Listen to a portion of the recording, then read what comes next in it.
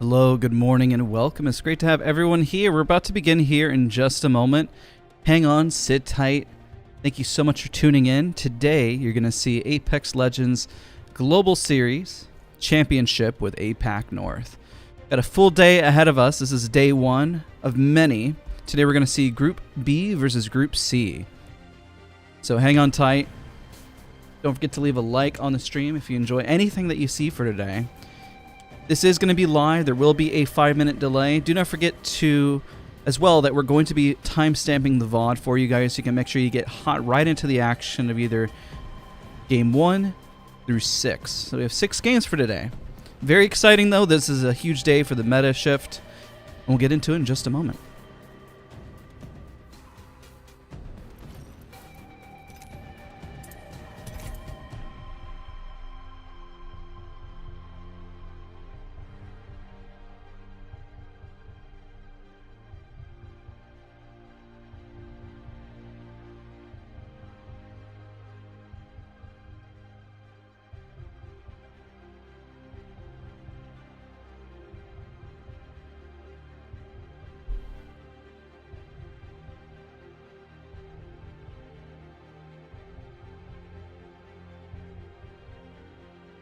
Thank you for tuning in. We're going to begin here in just a moment. Everyone is just getting ready. Servers are getting fired up. Appreciate all of you guys for being here. Don't forget to leave a like on the stream. Again, we will be time-stamping the VOD for you guys. This is going to be live, though, but again, just a reminder, it is on a 5-minute delay to keep and ensure competitive integrity.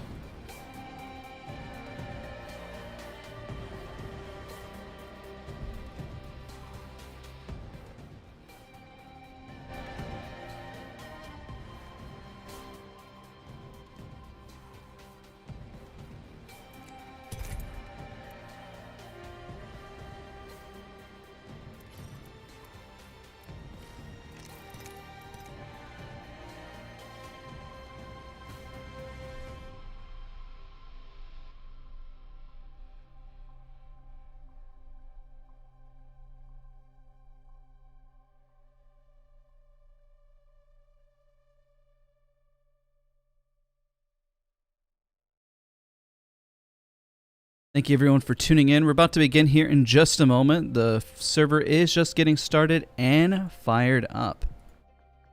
Appreciate all of you guys for being here, for being a part. And give us a hot minute.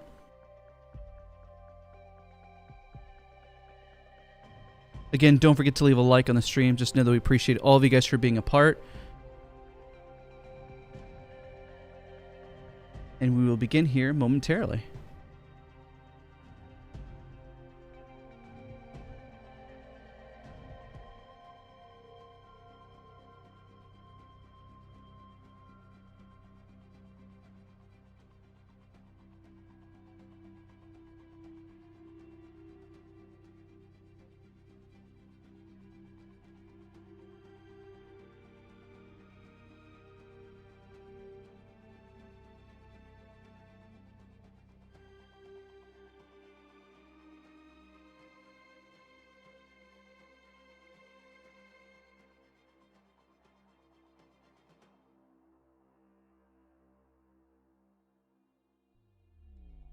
Good morning, good afternoon, and good evening. If you're just tuning in, it's great to have you here.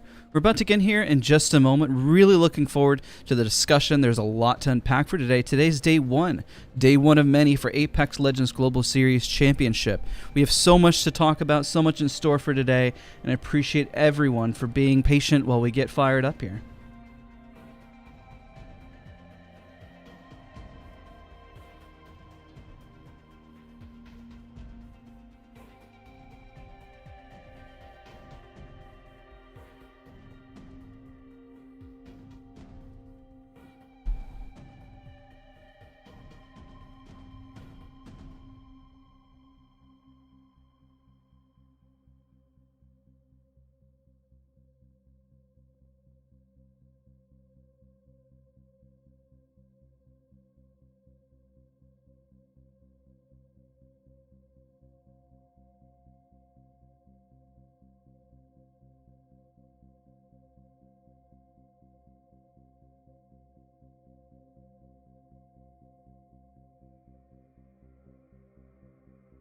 Good morning, good afternoon, and good evening. We're about to begin here in just a moment. We'll switch scenes here in just a hot second, and we'll kind of break things down. I'm really excited to have all of you guys here, and hope everyone is doing well, and I hope everyone is doing fantastic.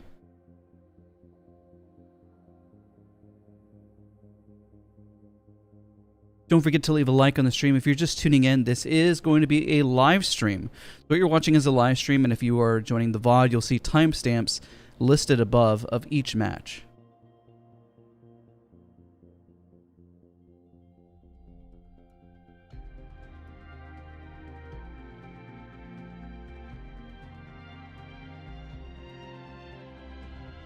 All right, ladies and gentlemen, we are now officially live. We have everyone piling into the servers. Good morning, good evening, and good afternoon. It is great to have you here. I'm excited. It is now 5 in the morning here, 5 a.m.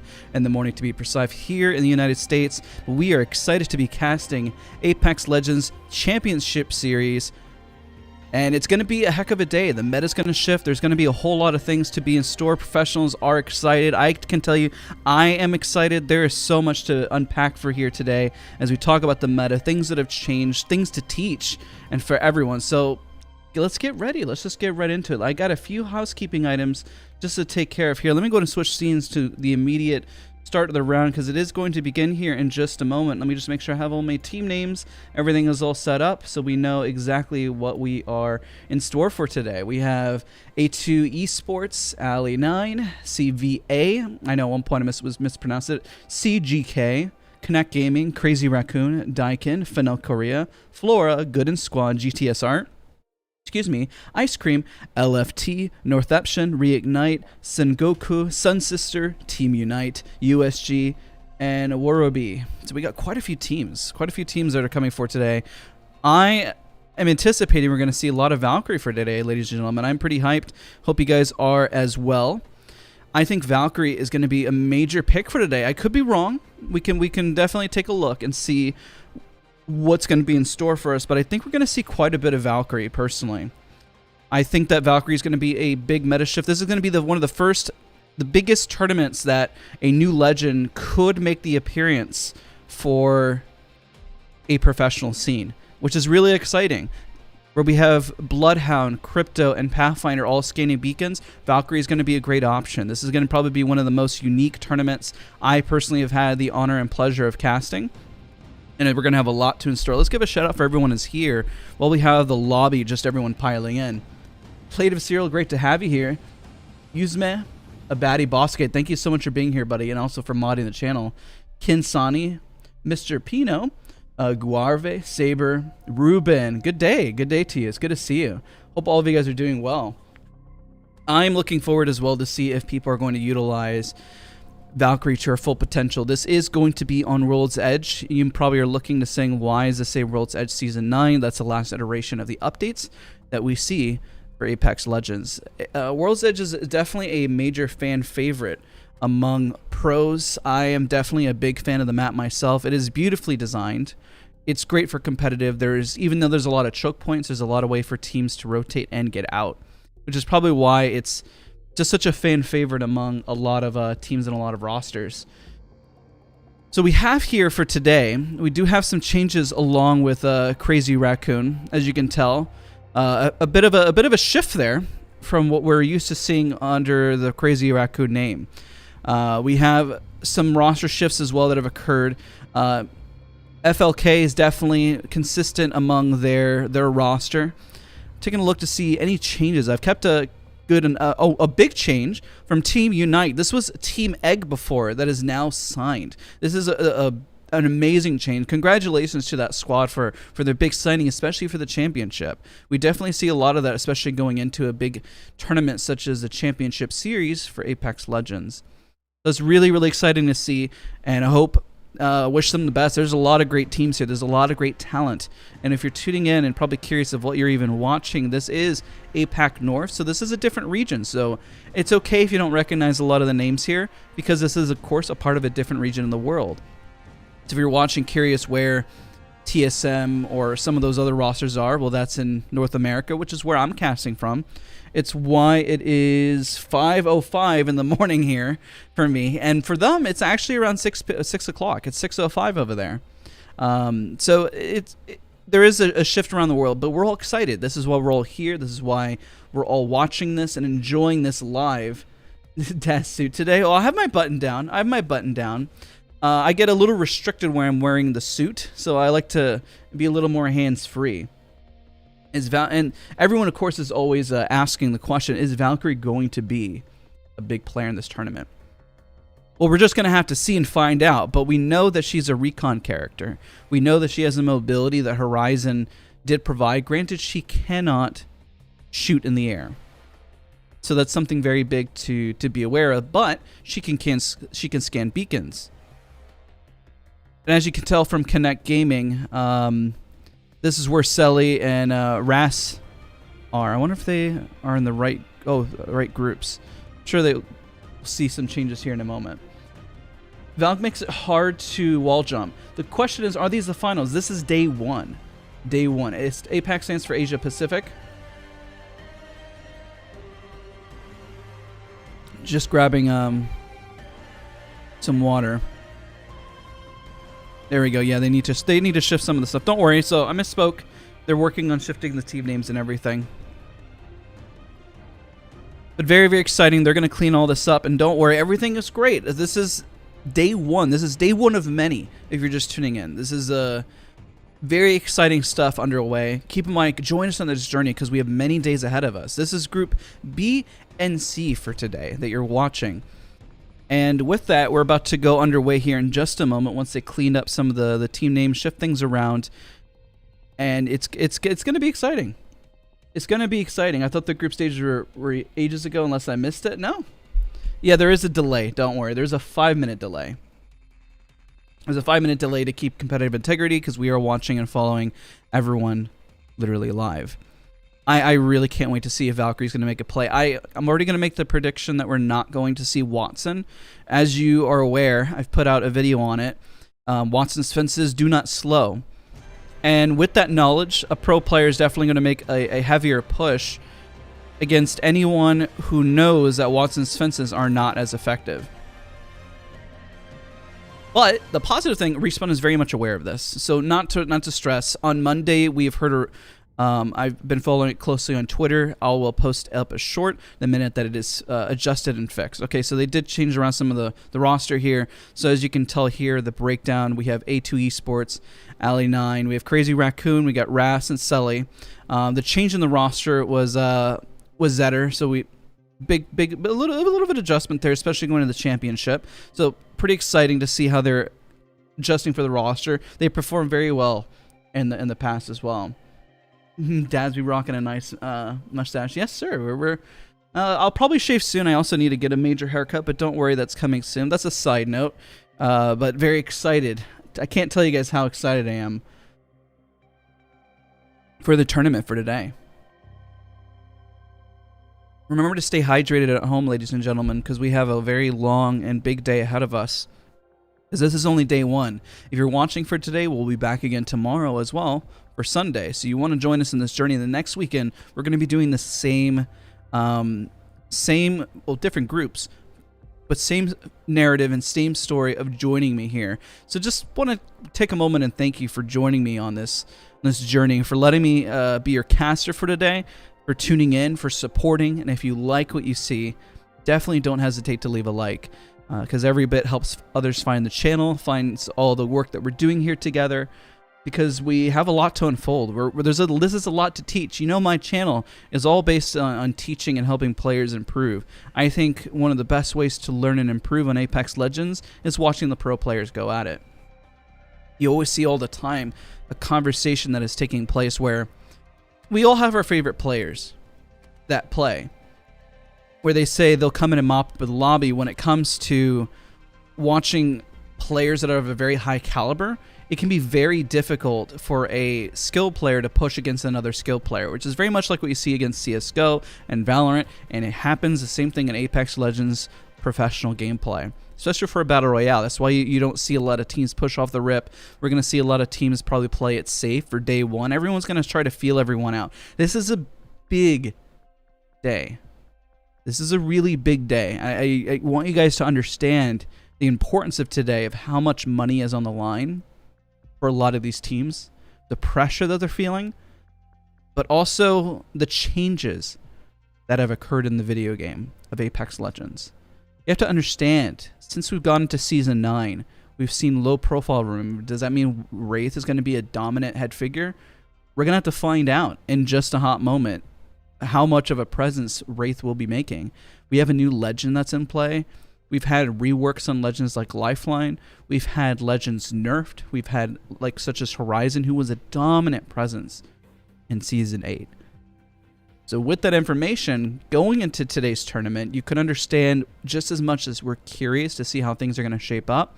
We might see a lot of teams play a lot more passive for today, and that's completely okay. We're just going to have to kind of join them on the journey and see what happens, because we even have put out a tier list trying to predict what teams would play. I personally would love to see a lot of Pathfinder, but of course we're going to have to see where things all sit. It's going to be very interesting. But let's give a shout out to everyone in chat. I just want to say, Selly, yeah, Selly is definitely in. They're switching up the teams. I know there's a 5-minute delay. Let's give a shout out for everyone here, though. Oh, it looks like we're already getting started. Shout out to everyone in chat, though. Thank you guys so much for being a part of today. This is the beginning. There is one thing I have to test. We may crash to the server. Just as a heads up and fair warning, but we can get right back in, and that's not going to be a problem whatsoever. So, no stress. Let's go underway, and let's get this party started. So right now what you're seeing, and I've already silenced the music, everyone is picking their legends. Everyone is getting started. We will follow Crazy Raccoon at the start, and look at that. Nice little character selection screen as everyone is underway already. And they've updated this menu. This is fantastic. This is one of my first times back casting since the new season. But look at this. This is so nice. I love it. And it even updates as they're picking their legends. That is amazing. That is so cool. Sorry, I'm geeking out a little bit here. We're already seeing Wraith, Gibraltar in play, and no Valkyries. But we do have Crypto. We do have Crypto that is being selected. But oddly, we do not see currently any Valkyries that are being pushed into the meta. But we do have Pathfinder. Reignite is a very, very popular team that definitely runs quite a bit. So I'm going to press a button here and see if it crashes out. And it looks like it's going to. But don't worry, we're going to load right back in. I just need a test to make sure my UI, if it was going to do that or not. But don't worry, we're right back in. So I just needed to test if that button actually did do that. So I appreciate the patience there. We're right back in the lobby. Don't worry, we haven't missed anything. And we're going to follow all the teams and all the rosters, and they're fixing all that. So Crazy Raccoon going for their infamous spot. We're going to turn on highlights so we can see where enemy teams are located. Crazy Raccoon is already located in their infamous sorting factory section. T1 is not currently in the lobby, so I'm curious who's going to take Thermal Station on the upper left side. We'll have to take a look at that. Reignite was the kill leader, so it looks like they had a pretty good pub game going in for today. So this is the start of the day. Let's see if we have any fights breaking out. Currently don't see any fights that are breaking out in the lobby at the moment. But, you know, anything can change. But no damage has taken place. So we have seen a slight roster change with Crazy Raccoon. We have Selly, we have Ras, and we have Zetter. I apologize if mispronouncing your name, Zetter, but I believe that is an E. And we look at the map, we don't see any 50-50s right off the rip. Now, we saw the characters that were being selected. I didn't see any Valkyries being selected for today, which is going to be interesting. I wonder if she's going to be pulled out later or what people are going to test with Valkyrie. But I didn't see any Horizons either. Everyone's very much running a Bloodhound, Gibraltar, and Wraith, which Wraith was somebody we were talking about who was definitely going to be more dominant than before. And then also let me know if the music is a little bit loud, so I can, if the game is a little too loud or a little too quiet, I can adjust that volume for you guys. I'll turn it up just a little bit. I know it's always requested for it to be a little louder, which I understand why you want the in-game volume. So we'll keep rocking it. We'll keep doing it. No 50-50s are taking place. We're keeping a very close eye on the action. Just want to make sure we're looking at everything that's taking place. Let's take a look at Fennel Korea, which is also a very popular team that we always want to keep an eye on. Fennel Korea. Jung Hee is a fantastic sniper. He's always got the skills. It's always very impressive to see what he can do. It's very impressive the talent that he brings on board.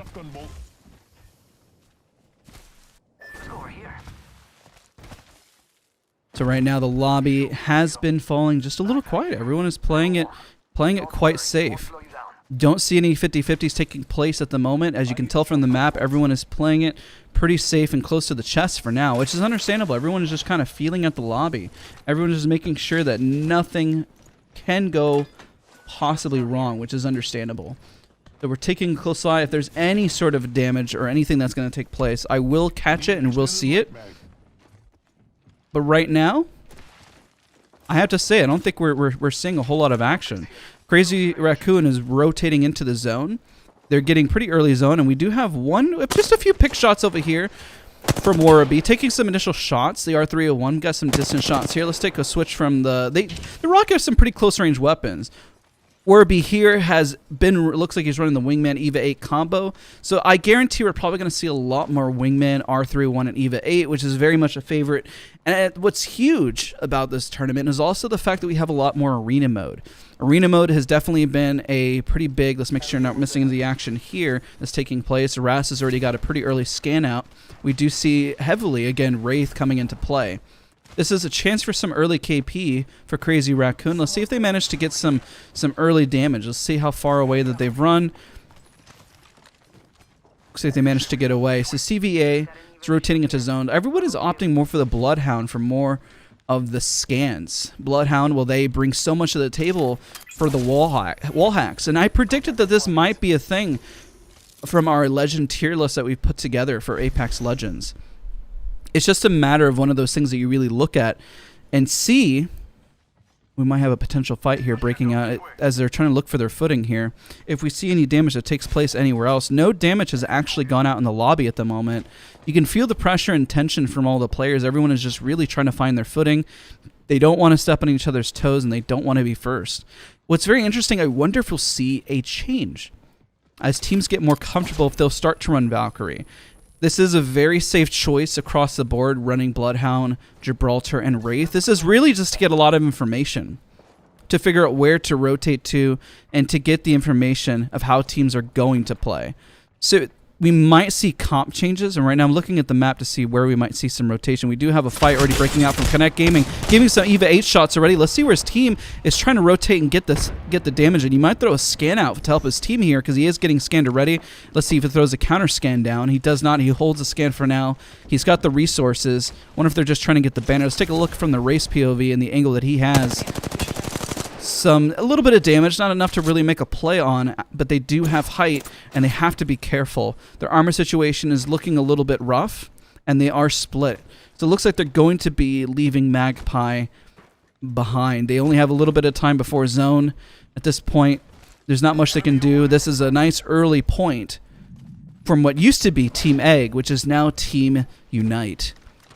So pretty solid play, at least getting the first kill of the lobby. And we see Saku is now technically the kill leader. He's already gotten 1 kill under his belt with 239 damage. That's the most damage from the lobby thus far.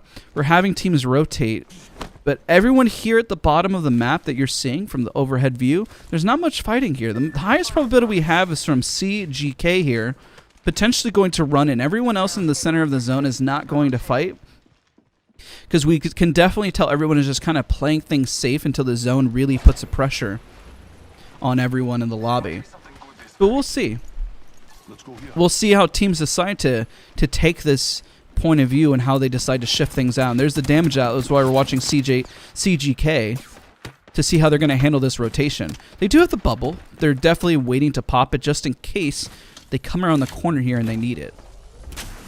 Gibby bubbles are really key of when to use them, when not to use them. If you pop them a little too early, you're pretty much losing everything under your belt. So let's take a look from the kill leader POV. GTS is already getting into a pretty early fight here. Let's take a look at where that is taking place. Looks like it was already a quick mop-up. Unfortunately, we did miss that, but it looks like we have Koraju already with 3 kills already underway. Let's take a look if we can get to that POV. That happened very quickly on the north side of the map. That was a very fast cleanup from what we could see. Very fast cleanup. It was Team 11 already making a pretty solid play. All the damage looks like it was done by Courage, who just kind of ran in with the Volt and the EVA, but now they have a long rotation in from what we can see. No other teams are rotating behind each other. Team Unite's about to run into another team here. Let's see if they manage to engage them. There's the scan, and they may breach this building for that KP. Ligette's going for the Arc Star push here. There's the Gibby ult. They have really no choice but to either push or to rotate out.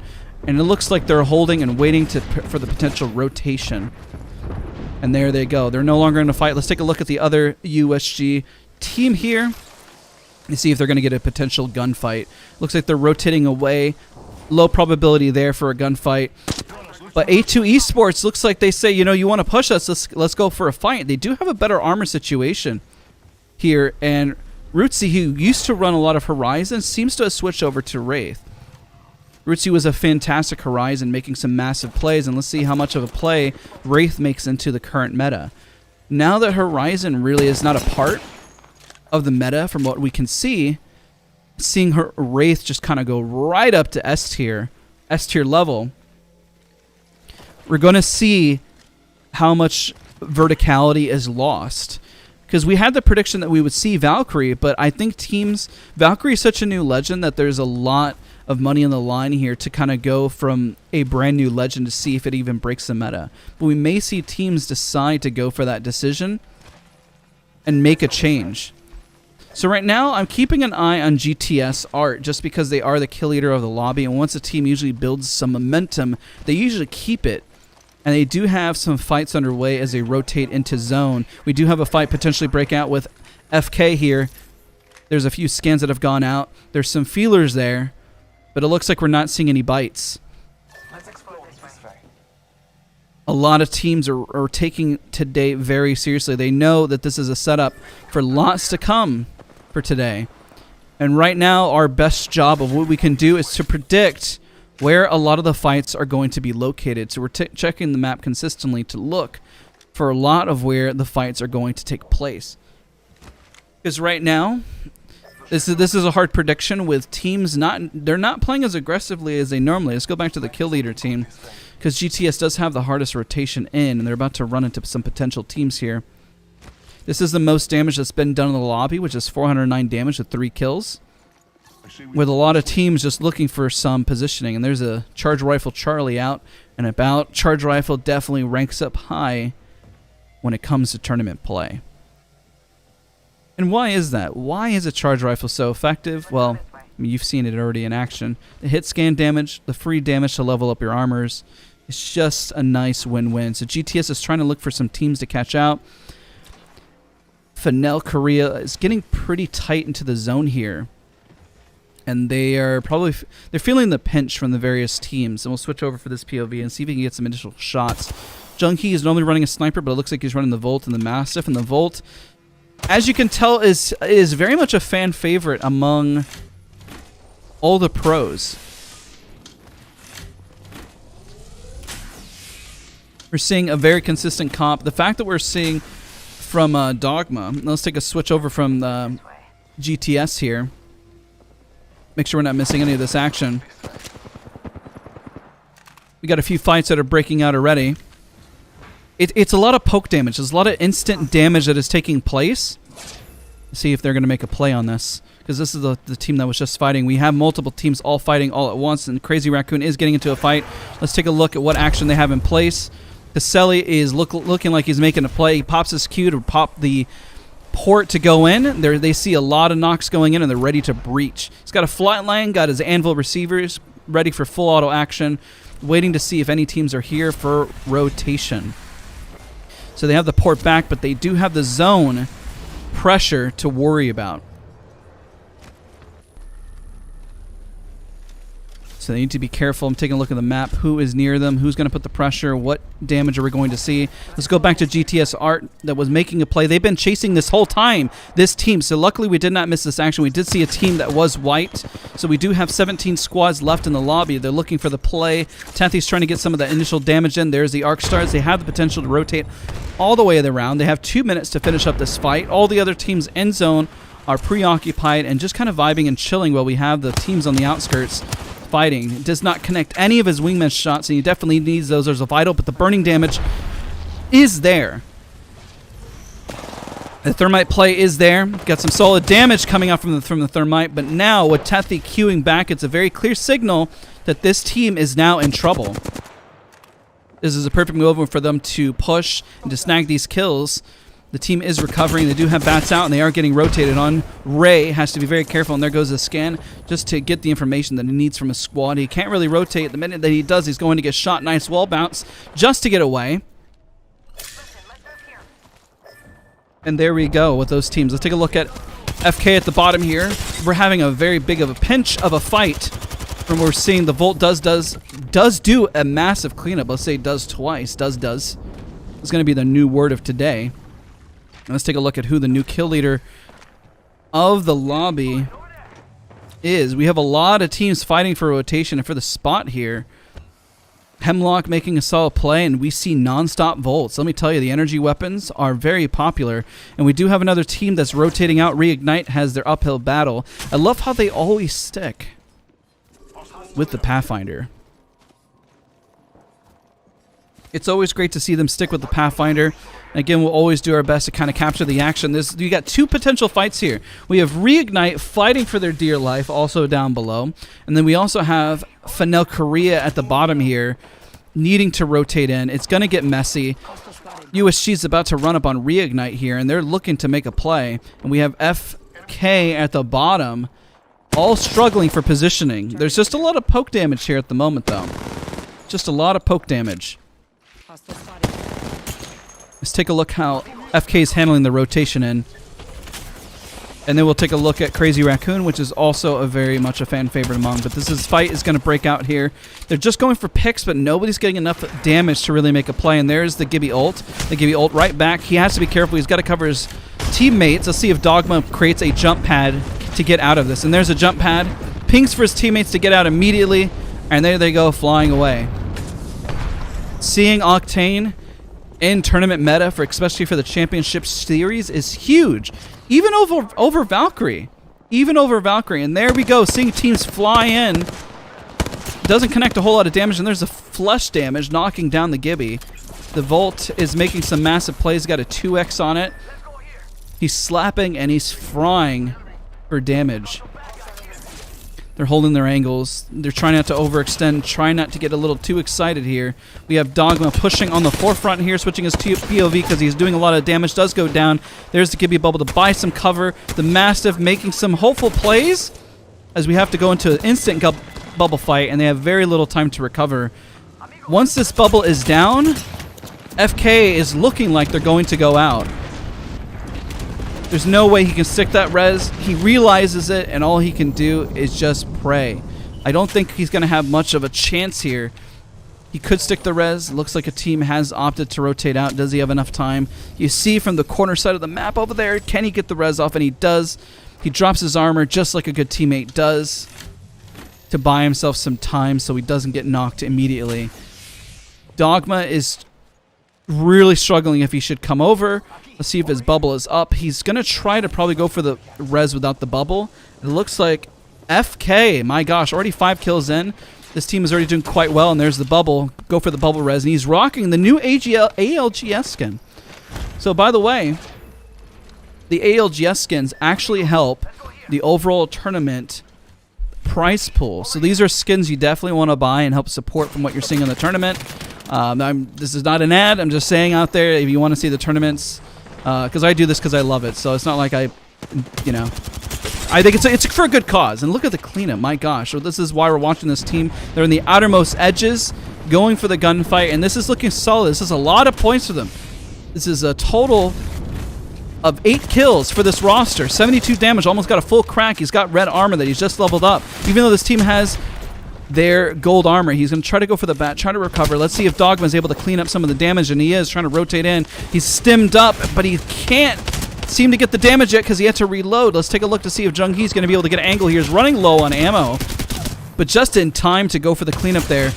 Does he have And unfortunately does not. It goes out to USG. It was pretty close, a pretty close fight. They're getting picked on from multiple angles. They have a lot of kill points, so there's nothing to be disappointed about. And Crazy Raccoon is finally getting some kills under their belt here as teams finally rotate right onto them. So it looks like they're playing a lot of hard edging here, and they're just mopping up, cleaning up, and there's the Octane just flying through the air. Poor little death box now. Oh, there it goes, sliding down. Free loot. It's just like Christmas.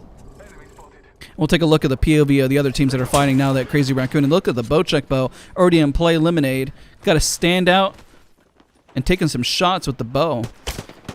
Making some bow presence here. We have yet to see a whole lot of the bow until really now we've seen a lot of volt action. So we'll see. Let's see if he makes a play with the bow. Let's see if we see some hot action with the bow and if it's going to do anything. We know with the bow long range is a little harder to hit, so it's definitely understandable, you know? Definitely understandable. I mean, they're going for the damage, but unfortunately just nothing is really connecting. Let's take a look back over at Crazy Raccoon because they are getting some extra damage here. We only have 4 squads remaining. We're hoping to see some damage there done by that team. But Crazy Raccoon's probably going to rotate right behind Sun Sisters, and Sun Sisters is about to get what we infamously call the sandwich. Anybody out there hungry for a sandwich, don't forget to leave a like because it helps others find the stream. Zetter, let's see if he makes a standout performance for today. New onto the roster. He's got a total of 80 damage there. He's about to get a crack, but he is running low on light ammo. Pings to his team. It looks like everyone's struggling. He's got 150, he splits it a little bit. Now he's got a little bit more left in his pocket. They are really struggling in terms of their resources, though. He doesn't even have a mag on it, so unfortunately he's not able to really one-mag anybody, especially at this armor set. It looks like Peach Star's in the upper left, and they just caught wind. Sully looks like he just got visual, but they're unsure if it's a rat or what this circumstance is looking like. Let's see if Crazy Raccoon's able to clutch this up for the first game. This is a big day. We've been doing our best to kind of predict, but a lot of teams are playing quite differently than they normally do. They're really playing patiently, waiting for the zone. The Anvil receiver looks like already making a play. That poor little rat in the far left. There's the Q. They just pinged it. This could be a free point for them. They are burning on the left. Let's see if he's able to arc star him out. There goes the heal. He's got a little bit of time to move. The question is who's going to get the kill point. And it goes over to the other team. Until Crazy Raccoon is like, we wanted that KP. So now we got the last few teams in the zone, and you can see them on the left and on the right. This is where the intensity leaves. Crazy Raccoon definitely has the upper hand since they have the most cover leading into this. The only downside is that they're really struggling with ammo, so they really can't take a whole lot of pop shots here. They need to wait, and if they get a little too excited from what we're already seeing, they'll be the center of attention, and I don't know how much they're going to be able to hold down the damage. And now Silly's going to have to slow heal this the whole way through, and there's only 25 seconds remaining. This roster right now is built for close range. They really have no poke damage outside of Sully with his flatline. They do have the bow check bow, as you can tell from a distance. And here we go. This is where the action takes place and where we're going to see the defining winner for today. Target over there. There's the scan. And there is a switch over to Sully's POV to see how he's going to handle this damage. He rotates back, uses his Q. His Q has been popped early, meaning he does not have it for the remainder of the fight. It's just there to buy themselves some time. Let's see when they're going to pop the Gibby bubble, because they're going to need to pop it here any moment. The Gibby ult has gone out, helping the other team waste their ult. And there is the other Gibby ult going out. Let's see if they use their bubble. And there they do. Unfortunately, does take a lot of damage from that grenade, but is not going to warrant a push.